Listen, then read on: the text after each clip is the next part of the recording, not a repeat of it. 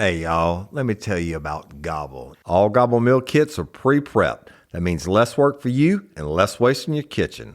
Their meal kits include everything you need so you can save time at the store or just skip that trip entirely. I got the box in and I had 3 different meals. I had a Kung Pao chicken, crispy fish tacos, and a beef bourguignon, however you say it. But let me tell you about the classic beef bourguignon. Look, it came with beef pot roast and a beef broth concentrate, red wine demi-glace, cremini mushrooms, cipollone onions, mashed potatoes, baby carrots, and rosemary thyme butter. It was so easy to make. Literally like 15 minutes it took Cindy. And let me tell you something, and all the dishes were fire, but this thing was like a taste explosion in my mouth. It's just unreal. We've got to spend more time together and more time doing the things we love because everything came in this one single box right to my door. So see what a difference Gobble will make for your household.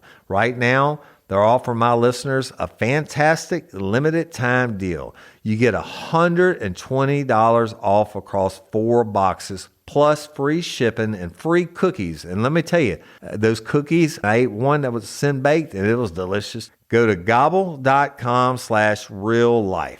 That's GOBBLE.com/real-life for $120 off your first 4 boxes. This offer is not available on the home site, so don't miss out.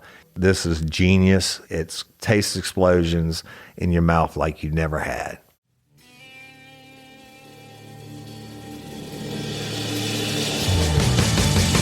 You have the right to remain silent. Anything you say can and will be used against you in a court of law. You have a right to an attorney prior to or during any question. If you can't afford one, the court will appoint one for you. Do you understand your rights? When the wolf is at your door, you running's over, that's for sure. He already knows all about you. Cut you down, no matter by you. Now you better walk the line. Real life, real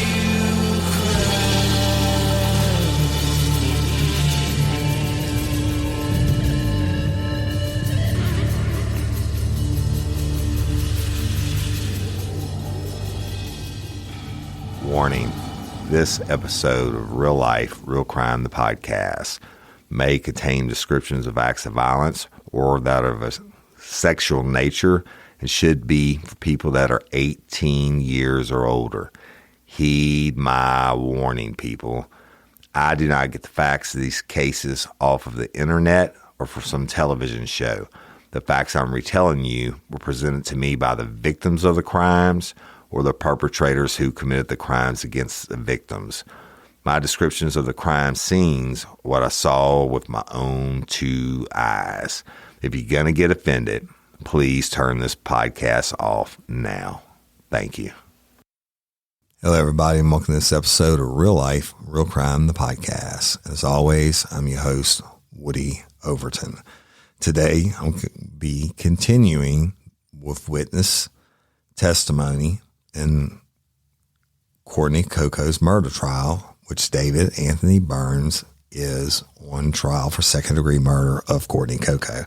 What I'm telling you are the facts that didn't come out in the news.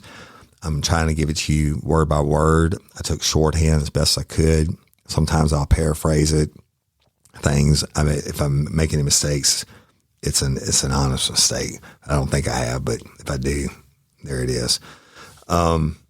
So I love all you lifers. Thank you for sharing this series and all the Real Life Real Crime, and make sure you subscribe and share us and like us, and go leave us a review on iTunes if you feel so inclined. I'd appreciate it.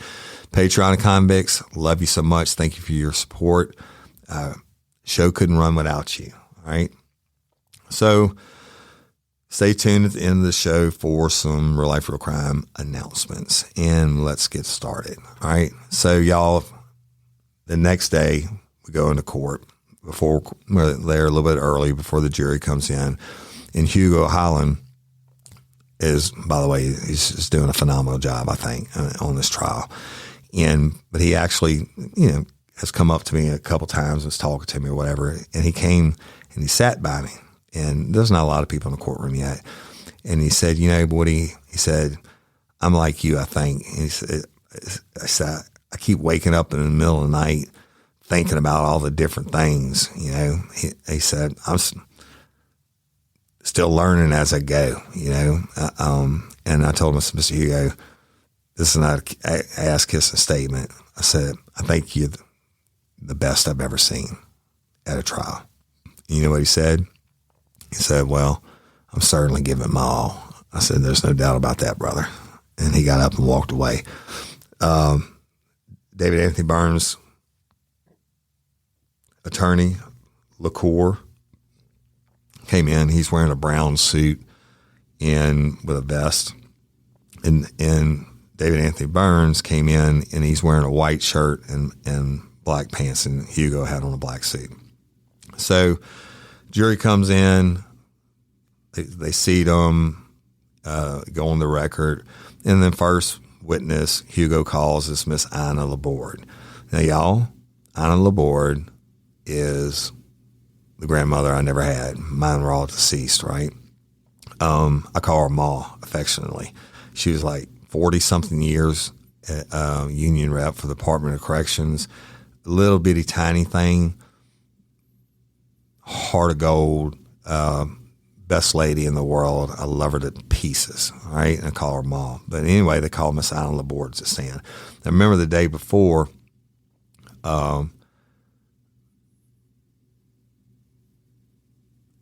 Michelle Testified about the comforter being missing and the rags and the dryer and all that stuff. But also the lady, Miss Charlene, I believe her name was, testified that David Anthony Burns told her he wrapped her up in plastic, right, and dumped her in Texas. Now, heretofore, it's always been the comforter, and the comforter was missing. Now, Miss Anna, when she was sitting in court, well, she had something to say about the plastic, and I'm going to tell you. So Hugo says, who are you? And she said, I'm Courtney's grandmother. He said, when was the last time you were in Courtney's house before she was killed? Miss Anna, before she was killed. And Miss Anna says, I was in her home 3 weeks before the murder. And he said, did you go in the bathroom? She said, yes. And he said, what did you see in the bathroom? She said she had a shower curtain, a plastic shower curtain, and it had fish and shells on it. He said, well, after the murder, when y'all went to collect the items from her home, what did you see? She says, when we went to collect our items 3 weeks later, after the murder, she says, I went into the bathroom and I saw the shower curtain was not there. He said, so 3 weeks before it was there and 3 weeks later it's not? After 3 weeks before the murder, the shower curtain is there. You see it. She said, yes. And he said, 3 weeks later, you're there and it's not there. She said, yes. He tenders the witness. The court gets up and says, during the time that David Anthony Burns and Lace were together, they were together for a long time. She said, yeah. He said, you were in court when Lace testified? She said, yes. And he said, you are the one that informed someone the shower curtain was missing. Miss Anna said, yes. She said, I told Michelle. And he said, well, you never told anyone else. He said, what about Seamus Setless? She said, I never told anybody else because I didn't think it was important. Has no further questions, right? So that basically Miss Anna was in court and she was like, oh my God, plastic. The shower curtain was remembered. She didn't making it up. Very religious lady. I'm just telling you, she wasn't making it up. So that Hugo had to answer that before the court brought it up. Now, the next witness they call is a gentleman by the name of Seamus Setliff. Okay, Seamus Sutcliffe is a character, to say the least. Now, wait until you hear this shit. All right. Seamus Sutcliffe takes a stand, and Hugo says, who are you? Seamus Sutcliffe. How many times you've been married? He said, I've been married twice. He said, were you ever married to Tiffany Cedars? He said, yeah, 13 years between 2001 and 2013. He said, do you know David Anthony Burns? He said, yeah. He said, were you and David Anthony Burns friends in 2004? He said, we've been friends my whole life. Yeah, I know. He said, well, what about Courtney? You know her? He said, yeah, I knew her since she was in diapers. He said, well, you with her at the L.A. Dunes riding four-wheelers on a camping trip? He said, yeah. And he said, well, what are the dunes? He said, that's a place where all went and rode four-wheelers. And Hugo stops, and he wants to play a video.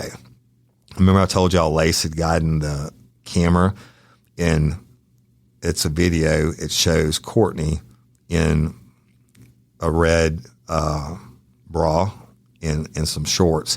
And she says something to the effect to the camera, sorry, Mom, we forgot our bathing suits or whatever. And Seamus is sitting on a four-wheeler. Courtney's standing with her back to her, and he kind of pulls her to her, and he's messing with something like a tag on the back. And she's like, oh, he's just fixing my tag, and they're giggling or whatever. And that's it, okay? And he said, was that y'all at the dunes? He said, yeah. And he said, was that Lace talking in the video? And Seamus said something, and Hugo said, let me finish. He said, when was the video made? And Seamus said, like, the month before the Labor Day. It was Labor Day weekend. He said, so the date and the time on the video is not correct? And he said, well, I remember because I had a bad four-wheeler accident. He said, other than the Dunes trip, have you seen Burns with Courtney? Seamus says, yeah, she was a pretty girl.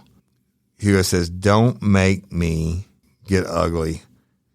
He said, was there something going on? And LaCour stands up and ejects, and the judge overrules LaCour. And so Hugo said, was there something going on with Burns and Courtney? Hugo's getting upset with Seamus, right? Seamus is being very evasive, y'all, on the stand. And Hugo says, he said, what did Burns tell you about Courtney's death? He said, well, he told me on a cell phone a week after the death. He called and let me know about her body. And he said his mom knew about that and that he did murder Coco. So Hugo's getting pissed now, y'all, because Seamus is like evidently not telling him what he told him the week before when he interviewed him in his office. He said, well, when I interviewed you before you left my office, and he said, listen, he said, Tiffany recorded me and gave it to y'all. Hugo said, do you know that Byrne used the blanket to wrap Courtney up and took a blanket to his mother? And Seamus is like, whatever. And he said, did Burns describe what Courtney's body looked like? And Seamus said, well, it was black. That's all I know. He said, did you learn from Burns what Courtney's body looked like? He said, no. He said, where were you when Courtney was murdered? He said, I stayed at my house on Fraser Road. Tiffany and I lived in Lake Charles. And he said, I was in Rapides when she was killed. He said, okay, well, who did you work for during that time? He said, I worked for Lafayette Drug Company, and I delivered stuff to convenience stores. And he said, your home was based out of Lake Charles? And he said, yeah. He said, was Winnie, Texas part of your delivery route? He said, no. He said, no, And he says, so you never had to get picked up in Winnie, Texas? He said, I've never been to Winnie, Texas. He said, you never had to get picked up in Winnie, Texas while in your work van? He said, no. He said, did you tell the police your route took you through Winnie? He said, did you tell the police you were on the road Courtney was found on? Seamus says, yes. He said, I was on the road 3 times Courtney was murdered. He said, did you tell them that you passed the building that weekend? He said, I went Monday morning. He said, how did you learn what Courtney's body looked like when she was recovered? He said, Woody, the podcaster. He said, did you tell your wife that she was blue from the waist up? He said, yes. He said, did you tell the police that Burns took the blanket to his mom and washed it? Seamus said, no. He said, Courtney's been dead how long? Seamus said, 20 years. He said, first time you let anyone know about this blanket was related until you told me? He said, do you know Billy Earhart? He said, yeah, he's my best friend. He said, when Courtney was killed, where was he living? He said, not for me. He said, but did he own a silver Mustang? He said, no, it was red.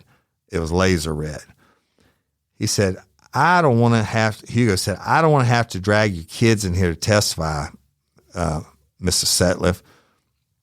And basically they were going back and forth. All right. Now let me interject here. On the recording that Tiffany Cedars did that we turned over to Alexandria Police Department, that when she was questioning him, he said, I think like 6 times in 3 minutes that Burns did it. And he said that all he knew is looked like she had been beat to hell from the waist up. Now, her body was badly decomposed and her head was black and all that. And he said that, and that had never been released to the public. Okay. And so he's trying to say now that he learned about that on the podcast from me. Bullshit. You told your then wife that she was beat, looked like she had been beat from hell from the waist up. Y'all, there was no way he could have known that. No way, unless he had seen it. So anyway, they go back and forth and just hammering on him. So the LaCour gets up and redirect. He says, Mr. Settler, did you want to be with Courtney? He said, no, I dated her sister, but no, I don't want to date her. He said, but you tell the cops 3 different stories. You gave them 3 different statements. He said, did you take back everything you said just 3 weeks ago? He said, why are you up here if you're a liar? Seamus says, because I got a subpoena. He said, did your wife find panties in saran wrap and say you smelled the worst ever, that you had the smell of death on you? He said, oh, I was on a camping trip. I may have smelled bad. And he said, okay, the Mustang, you said it was laser red? He said, you put yourself where the body was found. You passed by that building 3 times. And then Seamus says, no, I ain't never been to Winnie, Texas. Y'all, he's fucking lying, right? He gave one statement to Hugo. He's giving another one to LaCour. He's going back and forth. He knows his ass is in a crack. And the one thing that never changes is the truth. So Hugo gets up on redirect and says, when was the first time you told the cops Burns told you he killed Courtney Coco? He was like, I don't know. And he said, was the last time you talked to Sergeant of State Police, did you tell him anything about the body? He was like, no, I don't know. Whatever. Right. And Hugo did good getting in his ass, but he's been compromised as a witness. He lied. Everybody knew he was lying, but guess what? It's still where if a witness is a liar and a piece of shit, it doesn't mean he's lying about everything. Okay. he obviously couldn't have known about the condition of the body if he didn't have personal knowledge.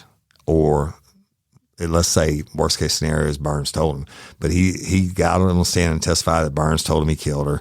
But then he lied and said he'd never been to Winnie, Texas. Then he lied and said, well, but I passed by the body 3 times. And then he lied and said, I never been to Winnie, Texas, right? And it goes, but he lied about coming home smelling like the smell of death, whatever. Fuck you, Setliff. That's what I got to say about it.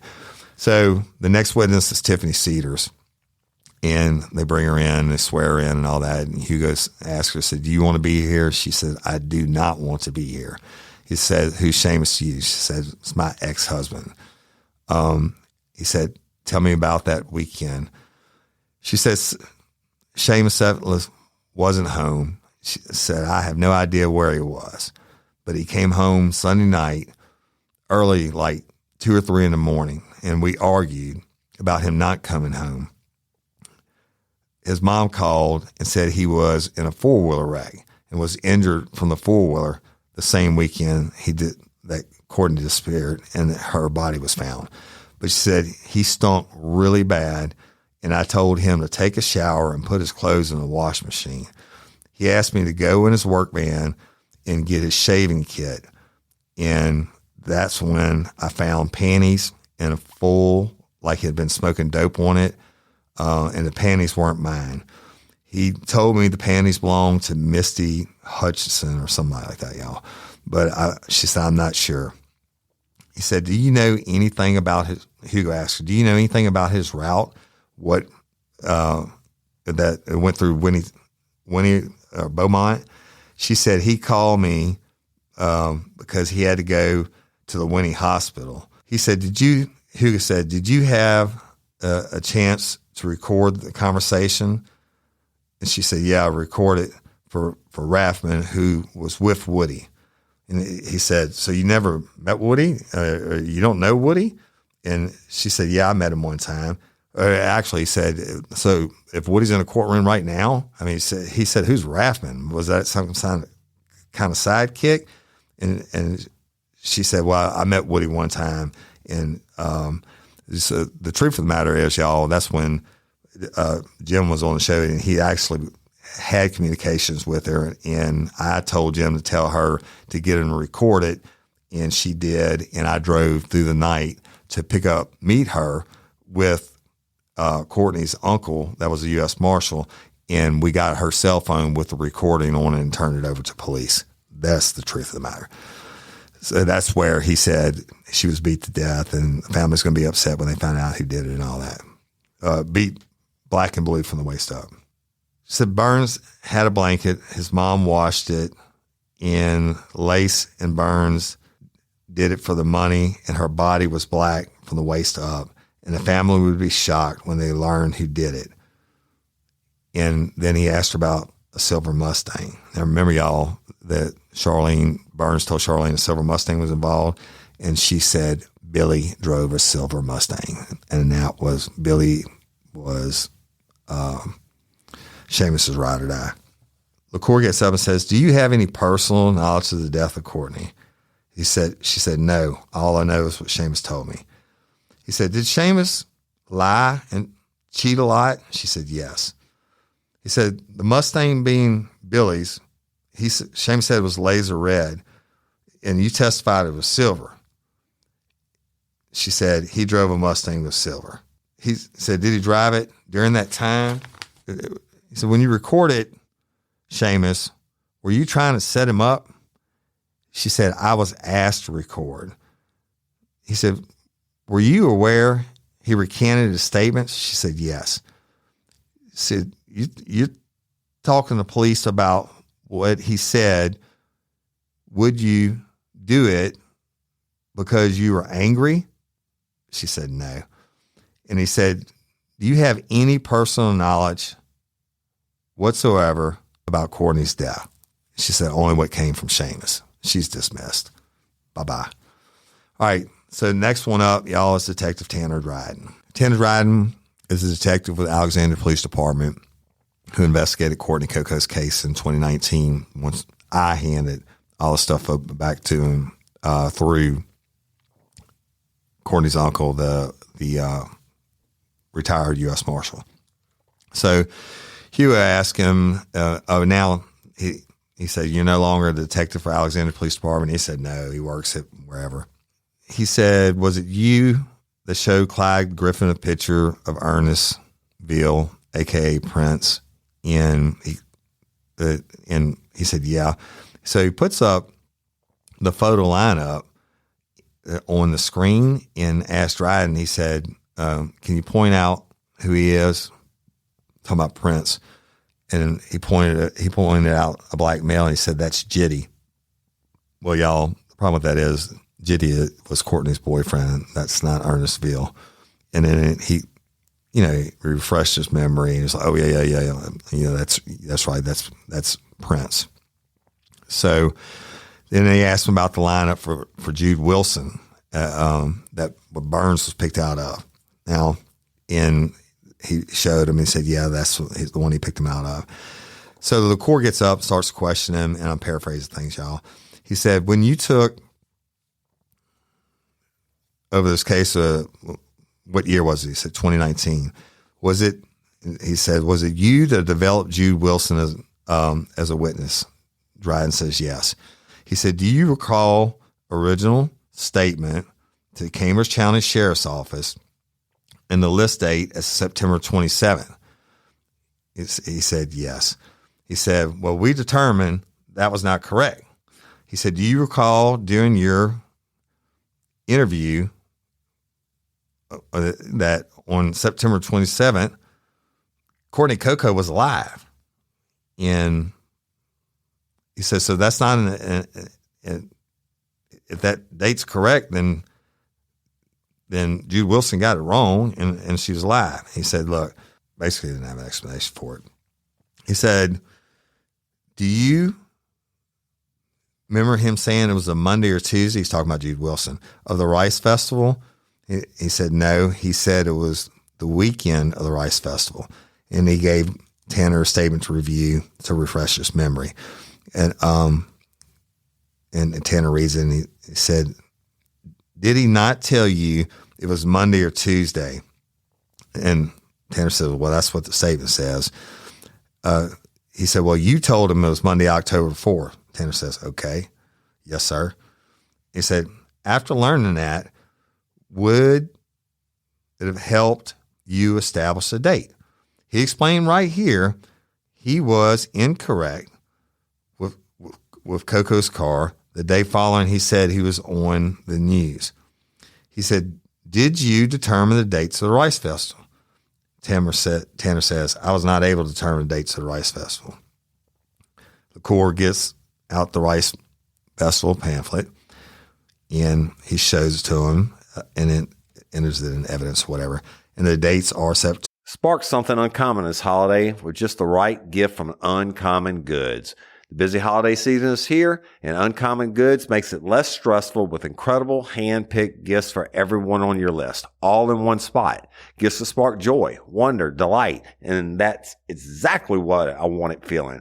Hey, y'all, I ordered a super cool piece. It's a candle with a sculpture of LSU's Tiger Stadium on top of it. And each officially licensed laser cut wooden replica features up to 4 layers of detail, creating a bird's eye view of a specific football field, seating section, and more. And every label includes your stadium's name, the team's logo, and school location. And it has a coconut, soy, vegan wax infused with sandalwood smell that creates tailgates and touchdown scent profile, reminiscent of game day.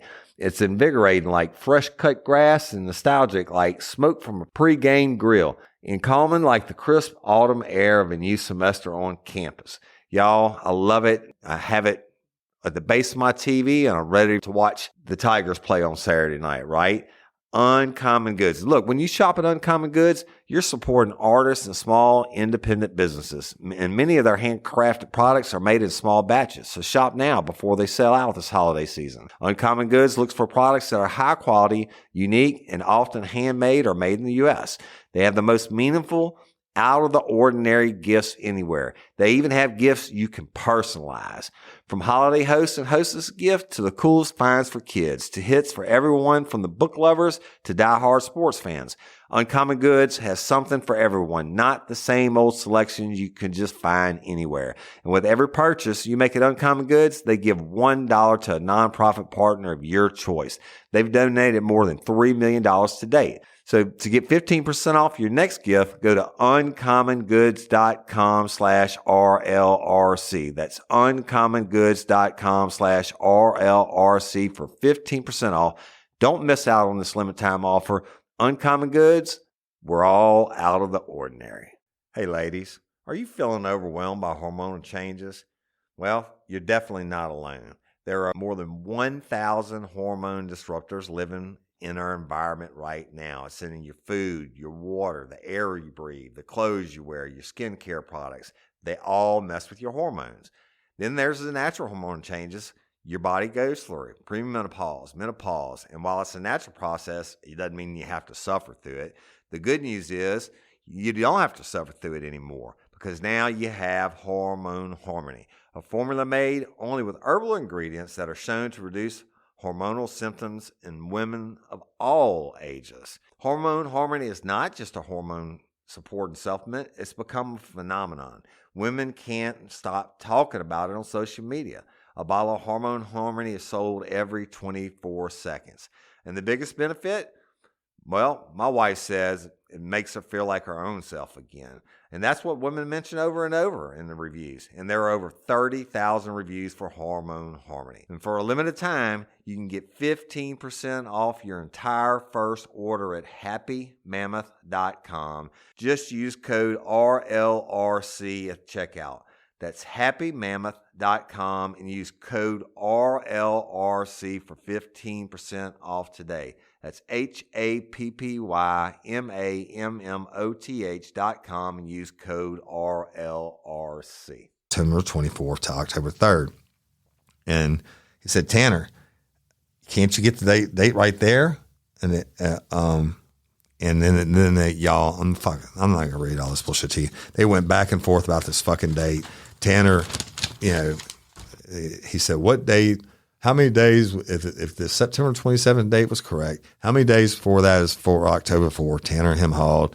And then they made me count backwards. They count backwards with me, something to that effect. And what at the end of the thing was LaCour saying that the statement, the original one he gave, Jude Wilson gave, was dated September 27th, and Courtney Coco had to be alive, right? So he couldn't possibly ID him and all that good shit.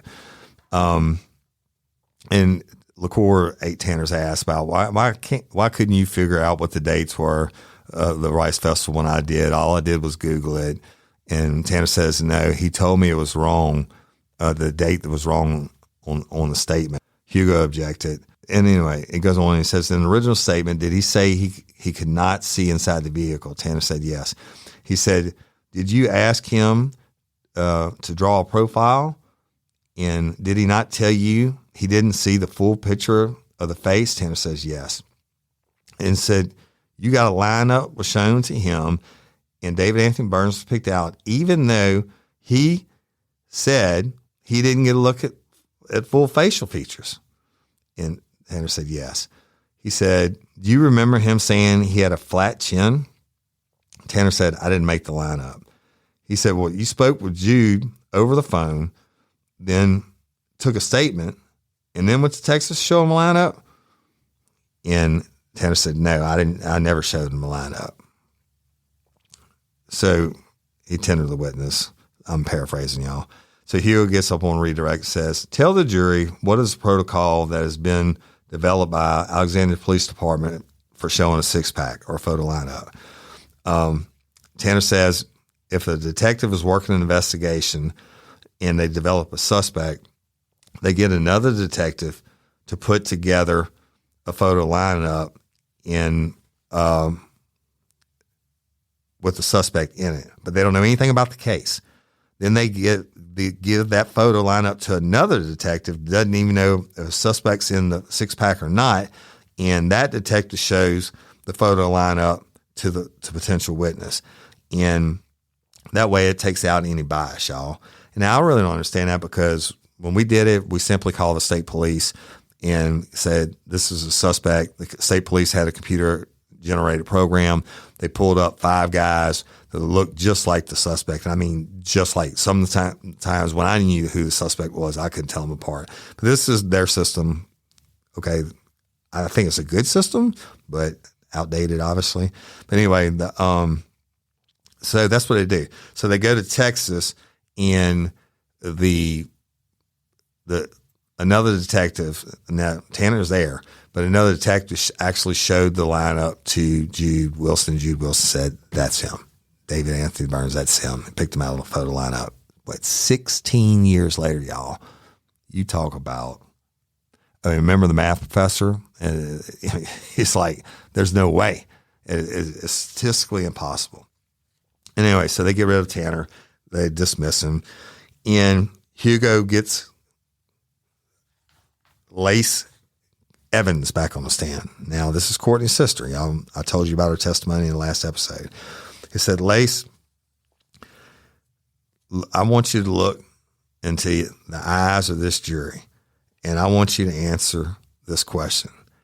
Did you have anything to do with Courtney Coco, your sister's murder? And she looked at him and she was crying. Y'all start crying. She said, I had nothing to do with the murder of my sister. So Hugo then calls to Dr. Tim Scanlon. Okay. Dr. Tim Scanlon is retired. He oversaw the Jefferson Parish Crime Lab in Louisiana. Now, Jefferson Parish, y'all, it's got to be one of the largest parishes and certainly the most populated. It surrounds New Orleans. All right. And that's where, I mean, I've gone to autopsies there, and they have their own crime lab. So he talks about how he came up through the crime lab as a crime tech and crime scene tech and all that. And then he got expert in crime scene reconstruction, and he went on to get his PhD, and he's testified as an expert witness 127 times. He's retired now. He does defense consulting now. He's also said DNA experts are in the lab, and the crime scene analysts actually go to the scene. He said he's been to 72 crime scenes as a reconstructionist. This is not the ones he went out, y'all, as a tech. He said they always refer to other documents to make sure that they're using the best practices. And Hugo, the family had to leave the courtroom again because he's going to show the crime scene photographs of Courtney's body again and how she was positioned. So he puts up the picture on the screen. He said, are you familiar with the physical statues with the psychological studies on posing corpses? If something's done with a corpse afterwards, and it's possible 3 things. 1, is the body is positioned to demean the victim. 2, it's for shock factor. And 3, is to make police try to believe there's a sexual aspect to the crime to cover it up.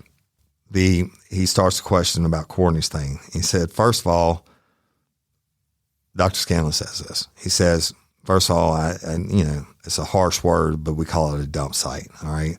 He said Courtney's body the dump site was easily found. Almost, it was presumed that they wanted the body to be found, whoever put her there. So the bottom half of her clothes are missing and the arms are outstretched. So it's manipulated and the legs are spread apart. She was dead, so she didn't do that to herself. Hugo says if there is a relationship between the victim and the defendant, does it make this a staged scene? Dr. Scanlon says yes. And then he asked him and said, what did you do when I asked you to review this case? Dr. Scanlon said, I studied the file. I reviewed the medical records and dated September 23rd, 2004. And Courtney Coco went to the health unit and she had an infectious disease.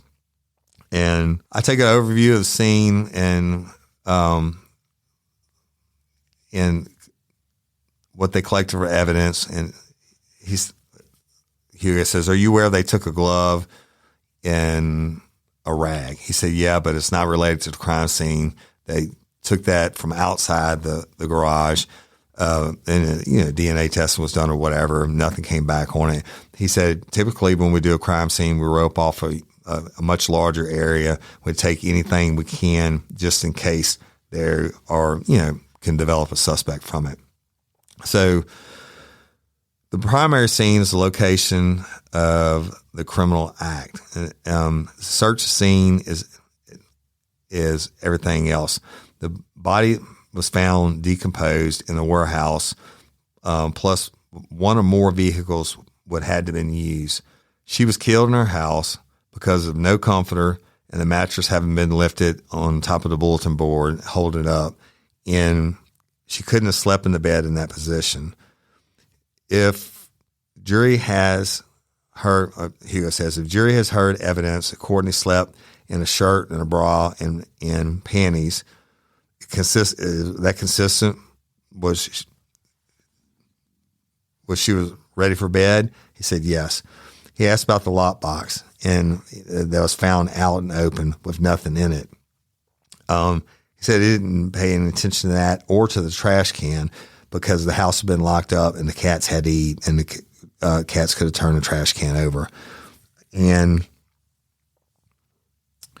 But somebody had to move the body. Fingerprints of DNA, he said basically people, it's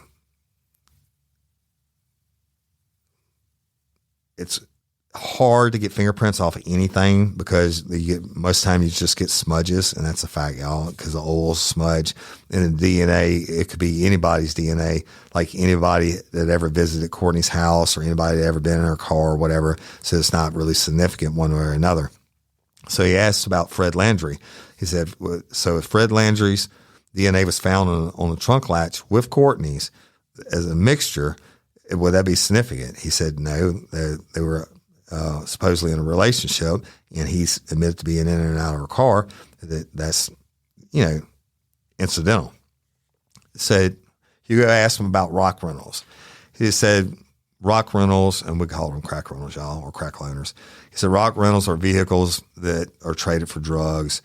So Hugo said, what about the cigarette butts in Coco's car? They were tested for DNA, et cetera. He said that car had been in numerous people's possession. They were able to prove that, but since Courtney had been killed, so anything in there really doesn't do anything, including if Burns' DNA had been found in the car, it wouldn't have mattered because he had been in the car before.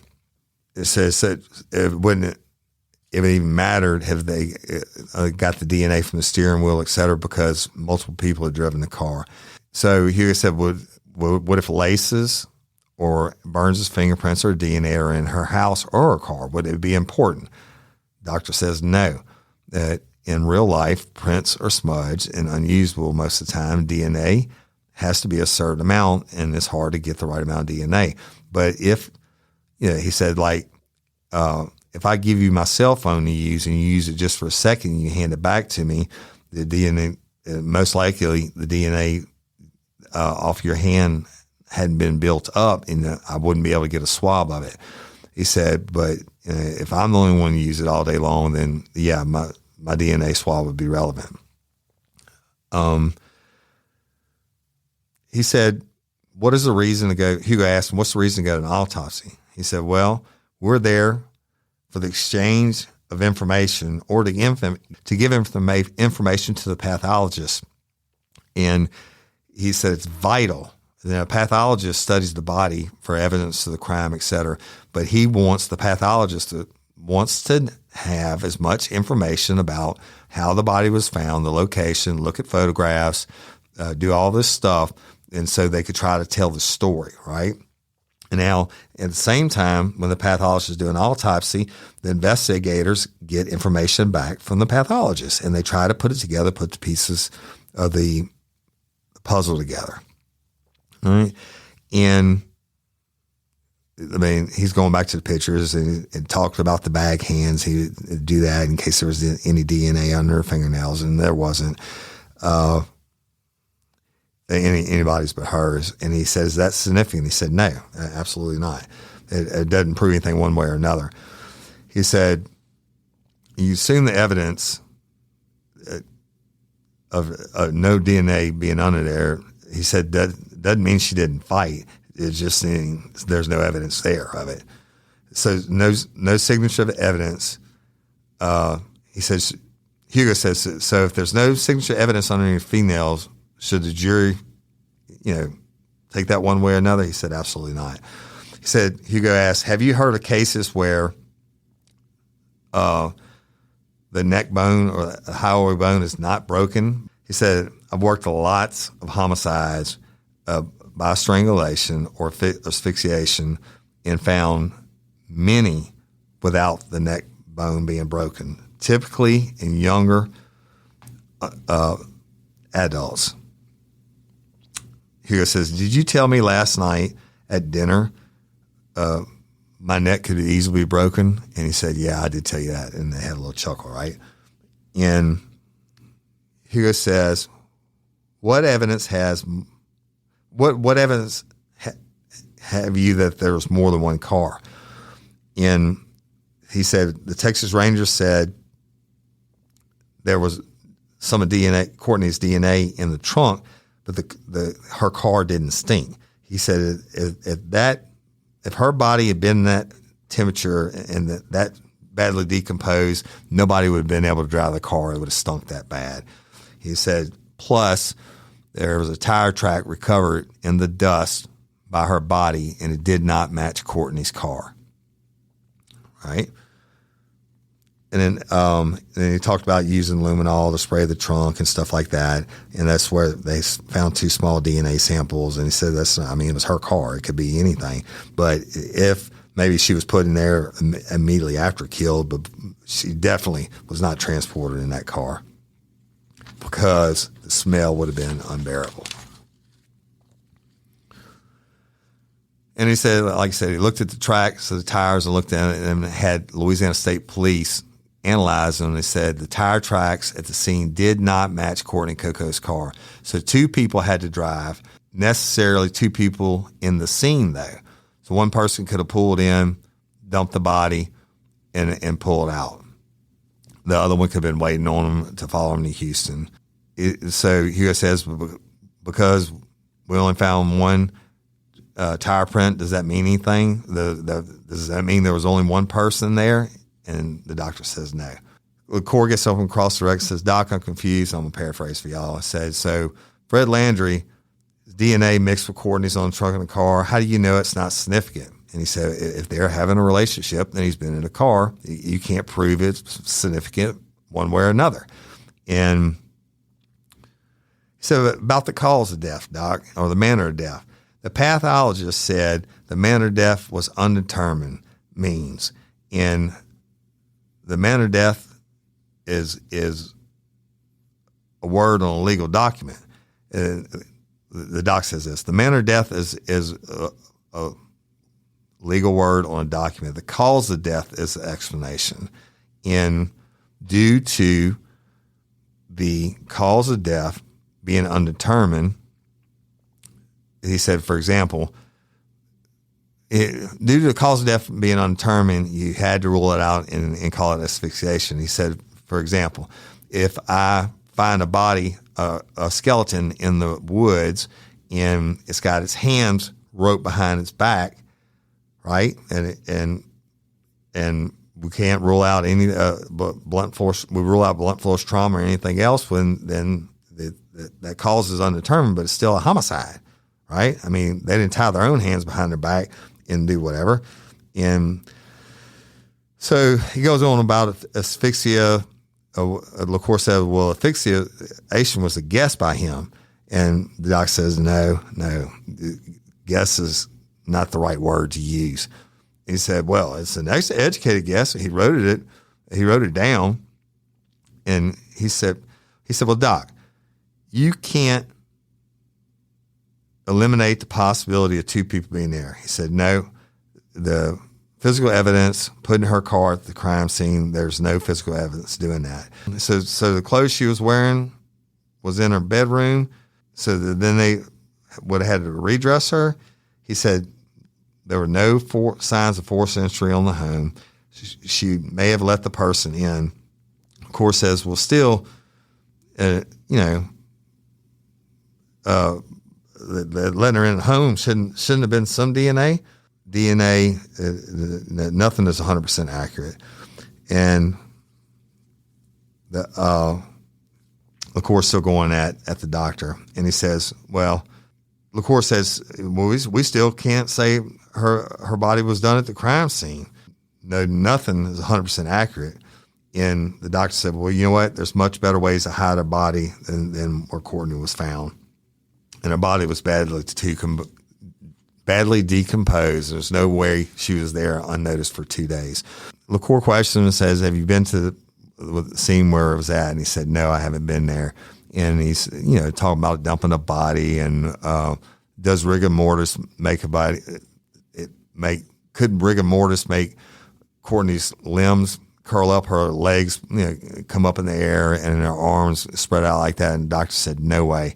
He said, I have to defer to the pathologist, but rigor mortis sets in after a couple of hours and gets hard, and then it relaxes again, sets in again, and it relaxes. He said, there's no way that rigor mortis did that, period.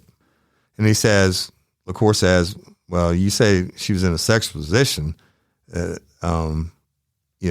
legs spread and arms out, and that she was moved after she was dumped.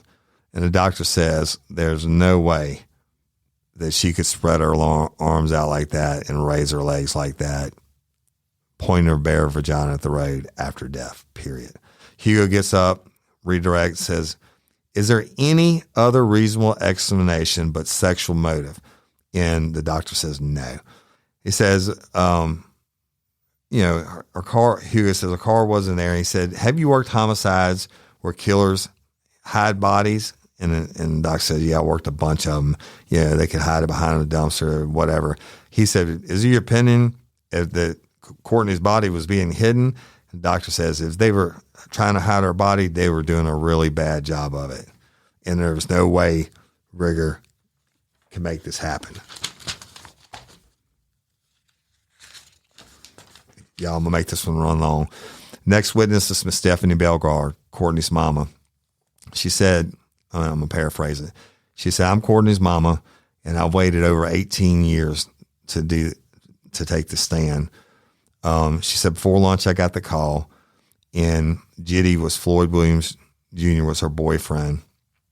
Hugo said, did you hear LaCour say Courtney only dated black men? Stephanie said, yeah.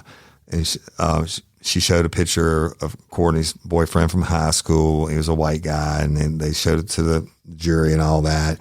She said, is there any truth to that? And she said, no. I mean, she dated whomever she dated, right? Not only black men. And she told about everything I've told y'all or you heard on the podcast about the last time she saw Courtney when they were going squirrel hunting, and she gave her a few dollars and told her come feed her dogs and told her to take the loaf of bread. Comes home, the dogs hadn't been fed. Gets a phone call from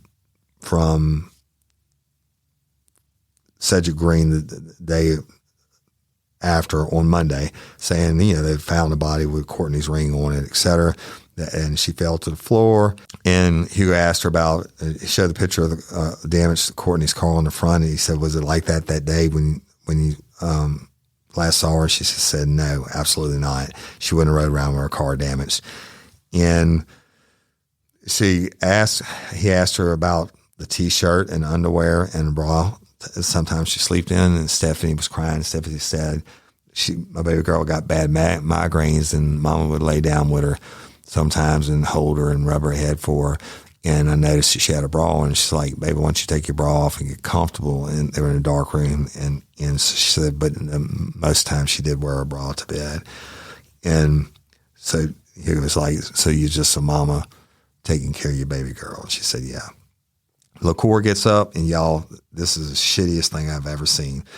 He starts hammering Stephanie on race. He said, isn't it true, and I'm going to paraphrase it because I'm not reading this shit.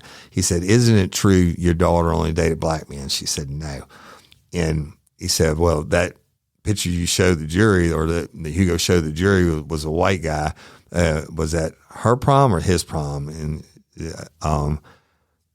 she said, her prom. He was like, well, isn't it true that she moved out as soon as she was 18 because she liked to date black men and you don't like her dating black men? She said, no. She said, isn't it true that's a bone of contention that you don't like your daughter mixing races? You didn't want your daughter dating black men. She said, no. And he was hammering on it. He said, on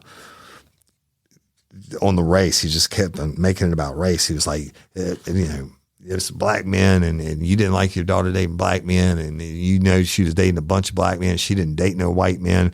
And I'm thinking, what the fuck are you doing this for? The fucking defendant's white, right? And that he's hammering her and on it over and over again. And Stephanie's sitting there crying. Now I'm thinking, he didn't go this hard on Lace. He didn't go this hard on Michelle or Imus or anybody. And he is playing the race card times a billion.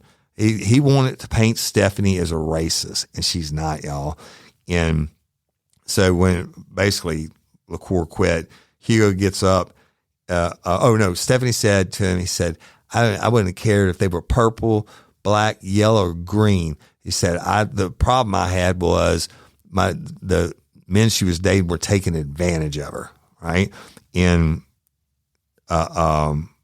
Hugo gets up on a redirect and says, so you didn't have a problem with whatever race she dated. You had a problem with your daughter being taken advantage of. And Steph said, yeah. I'm Woody Overton, your host of Real Life, Real Crime, the podcast. LOPA, be an organ donor. Go to lopa.org to sign up. If you're a lifer from Istanbul and you want to become an organ donor, you don't have to be from Louisiana. Go to lopa.org, fill out the 2-minute thing, become one, be a hero, give it a gift of life. Thank you, Patreon convicts. Thank you, all lifers. I love y'all. I'm Woody Overton, your host of Real Life, Real Crime, the podcast. Until next time or ever, don't let me catch you down on Murder Bayou. Peace.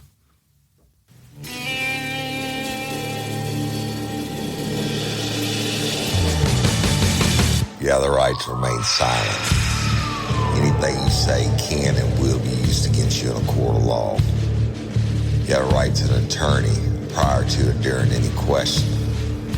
If you can't afford one, the court will appoint one for you. Do you understand your rights? When the wolf is at your door, your running's over, that's for sure. He already knows all about you.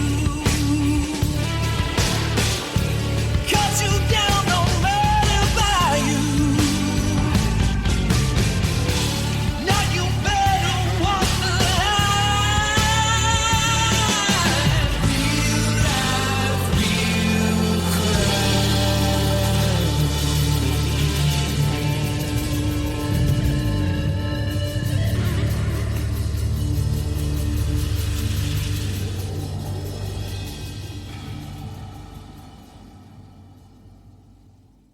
Real life, real O'Reilly. You've got questions? O'Reilly Auto Parts has answers. Need a pro you can trust? We've got that too.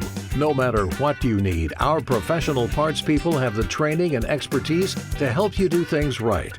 Deep automotive knowledge. Just one part that makes O'Reilly stand apart. The professional parts people. O'Reilly.